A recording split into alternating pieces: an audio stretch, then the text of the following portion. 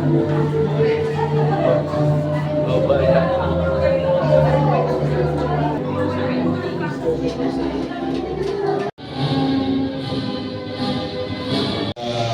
Ma'am Julieta Hong, magandang hapon po sa inyo, sa ating mga group, dito sa Pagbuhay Elementary School. Kagalang-galang Victor Mar Reyes and Soto. Ganun din po kay kagalang-galang Simon Tantoco.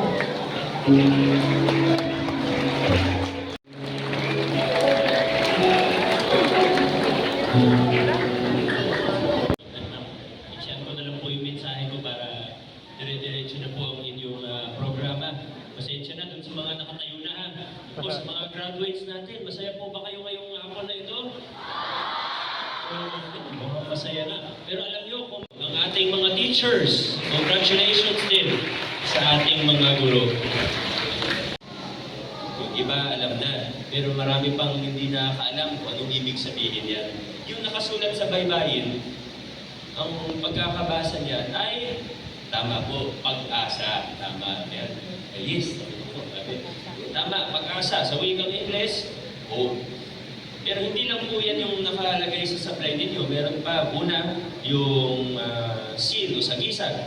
Diba? Ng may Bunga Elementary School. Tapos, sa bandang dulo, may isa pang sagisag. Congratulations, mabuhay ang class of 2026.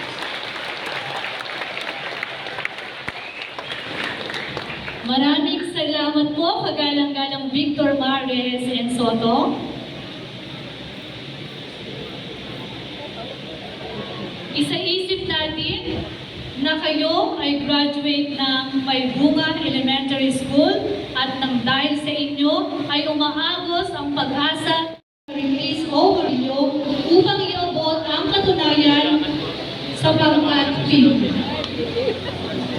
Juan T. Romulo, Kinatawan, Solong Distrito ng Lungsod ng Pasig.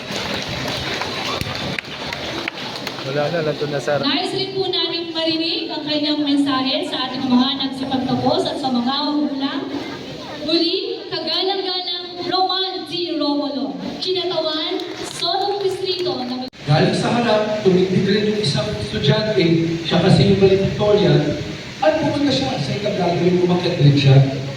Pero, di ba pag umakit ang valedictorian, lalapitan na ng school head yun, sasapitan na siya ng mga medalya bilang class valedictorian. Pero sa pagkakataon na ito, nung umakit siya ng ikablado, lumapit yung principal sa kanya, yung school head. Pero nung sasapitan na po siya ng medalya ng school head, hindi po siya pumayag. Ang ginawa po niya, kinuha lang po niya yung mga medalya, pero hindi siya pumayag na isapit sa kanya.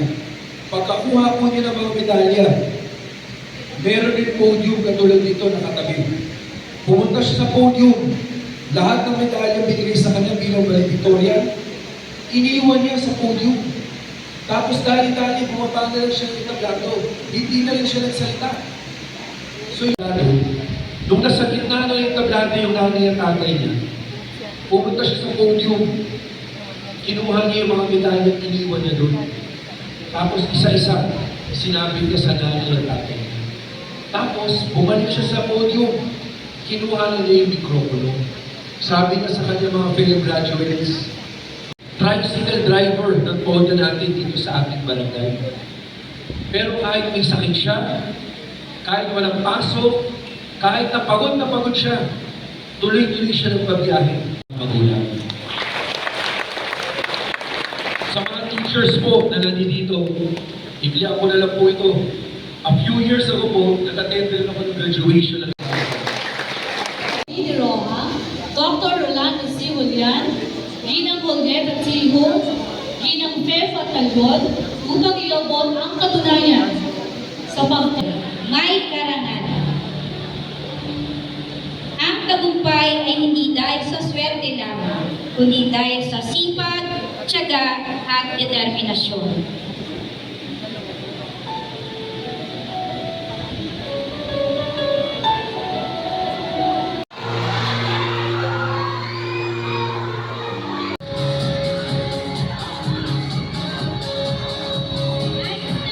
Masaya